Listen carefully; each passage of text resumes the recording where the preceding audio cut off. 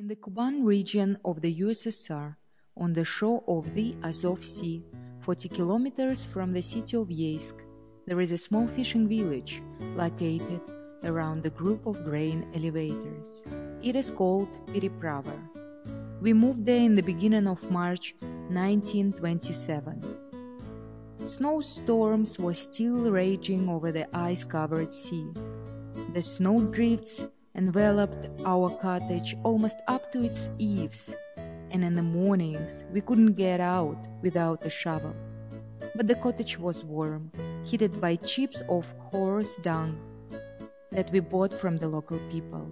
The chips were easy to ignite and held heat for a long time. After the spring rains, the steppe became more active. The smells of the warm wood and grasses, the blooming poppies and daisies, the sounds of the grasshoppers, and up above, the bell-toned song of the lark. Before you realized it, the steppe grass was up to your knees, and soon even a man on a horseback could disappear in it. And look, what flowers, so many birds, all is alive and happy. How gorgeous were the steppes by the beginning of summer. While living in Mankovka, USSR, my husband was the director of the Mankovo-Kalitvinsk Technical School, located not far from the railway station. Someone had informed the authorities during a card game where tongues tend to wag that he allegedly said the Kremlin has become inhabited by little long noses. This was symbolic of certain little insects that live in the Kuban region and exist by eating the kernel of wheat grain. Finally, he had to forfeit his rights and leave this area where we were all living, along with resigning as director of the school. Moreover, he was put under house arrest until further notice.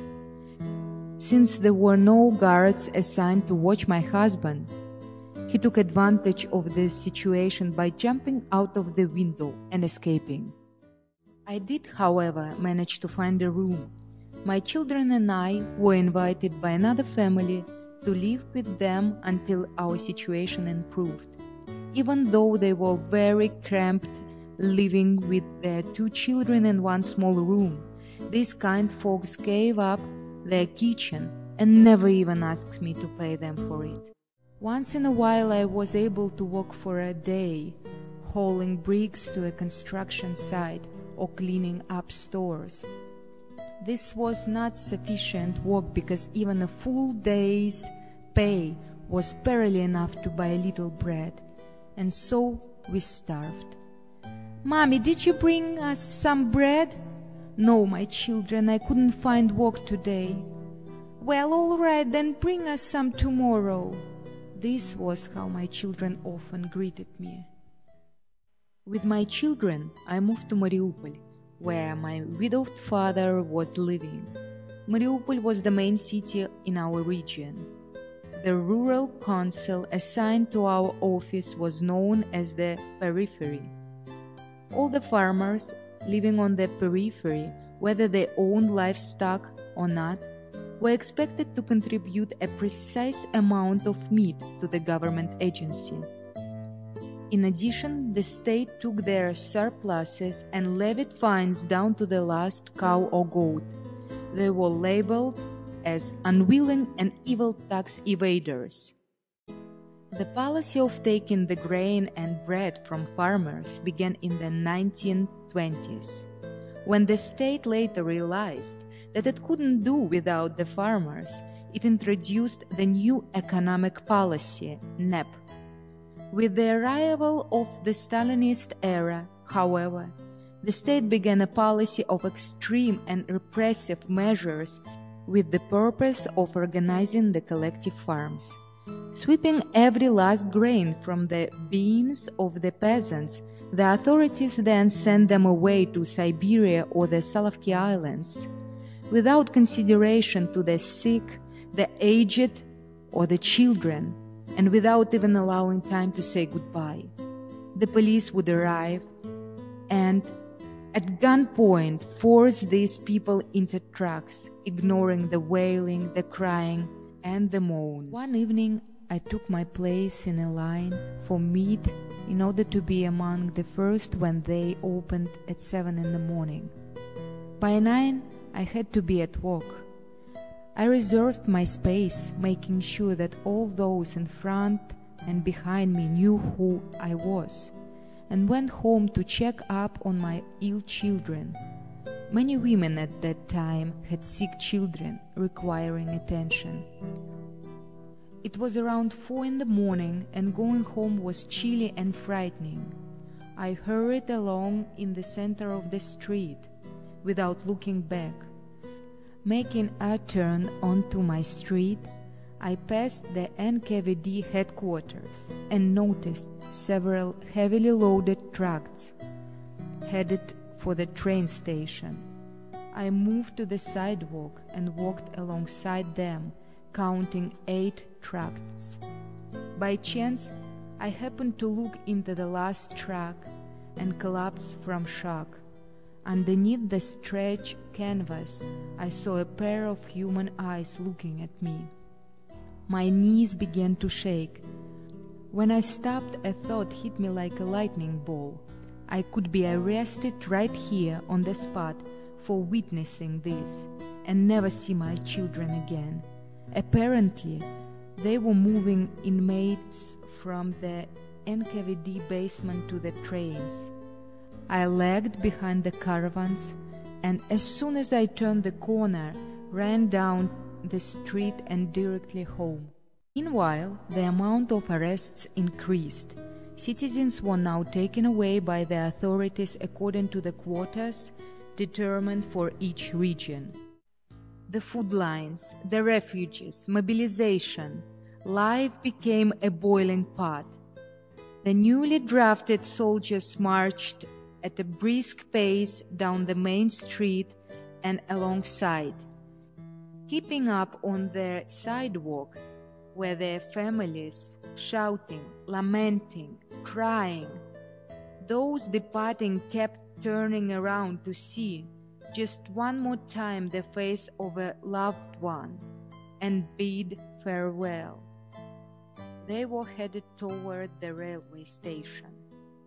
A neighbor, who was a lieutenant, came in for a minute to say goodbye.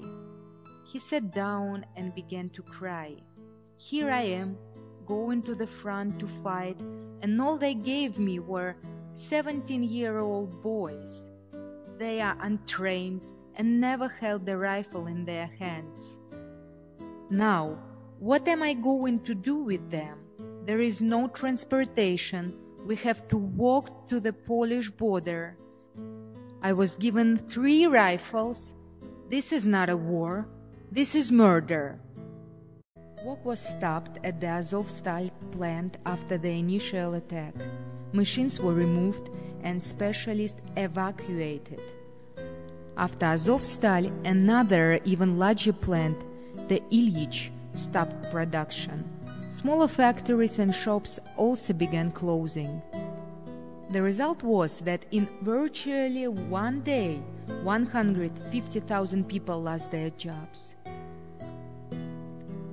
How were we now going to feed our children, the elderly and our invalids? Where were we to get money to buy bread? No one had savings. What was bought was eaten. It was then that people had begun to understand the severity of their situation. Panic insidiously crept into our souls. There were some men who had been critically injured and were unable to move. My children and the other women organized a group for the assistance of the injured and went around openly asking people to give what they could. As it turned out, there were thousands of these POWs. When the military front moved deeper into our country, some of them were released and made their way home. Those that lived further away joined local collective or private farms, which continued to exist under the Germans. Suddenly, the authorities announced that these former prisoners should report for registration. Those that came were placed behind bars, and Mariupol had its first concentration camp. Up to now, the Jews had been left alone and walked about freely, although the authorities were keeping track of them. On a certain day, old man Gorlin, who had been a neighbor, came knocking on my door and informed us that the Germans had ordered the Jews to pack up their belongings and prepare to leave. By evening of the same day, we watched as they were led down the street toward the military barracks outside of the city. By the time we ran outside, the first column had already passed the house. In front were the rabbis, the doctors and their families, and the Jewish intelligentsia. Next were the elderly supported under the arms, the sick on stretchers, and the children walked along, carrying knapsacks and small bundles. The procession moved very slowly. After the last column passed and the convoy had all but disappeared from view, we saw a young woman running with two children, desperately trying to catch up. She held an infant under one arm. Clutching her other hand was a 3-year-old girl, dragging a large doll. The guards had apparently forgotten about them. That doll was slowing them down, so the mother grabbed the girl with the doll and placed her on top of a bundle that was tied to her arm. Then she continued running, trying to catch up with her people. It was difficult to believe that they would shoot down 7,500 people for no reason. But several days later, they were executed and buried in those same trenches that we had dug around the city before the Germans arrived. A vile, inhuman, and criminal act had taken place in history. Several people died in our building. The Jews had been killed, and the yard became empty. My children and I were sent to Germany.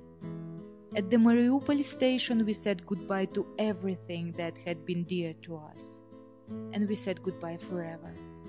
The railway car was filled to the limit, and the doors were bolted shut with a padlock. One of the men in the prison was a German soldier, a deserter.